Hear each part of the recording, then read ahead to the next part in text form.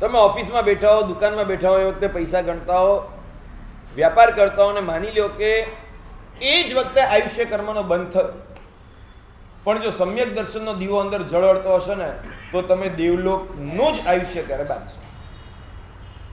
વ્યાપાર કરતી વખતે આયુષ્ય કર્મ બંધાય તો પણ, નૌકારવાળી ગણતા બંધાય, સમજી શકાય એવી વાત છે. હું કહું પૈસા ગણતા હોય ને ત્યારે આયુષ્ય કર્મ બંધાય તો પણ કેમ સાહેબ? સમ્યક ડ્યુ ટુ પ્રેઝન્સ ઓફ સમ્યક દર્શન.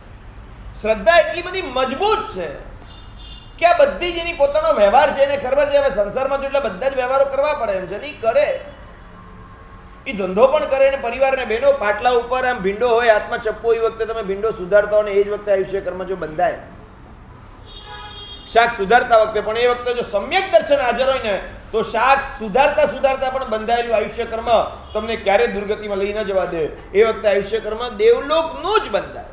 પ્રવૃત્તિ ગમે તે હોય, તમારી પરિણતિ વખતે એટલી બધી મજા નહીં હોય, ની પરિણતિના બળે તમને ત્યારે તાકાત નથી કોઈ કર્મની પણ કે જે તમને દુર્ગતિમાં મોકલી શકે.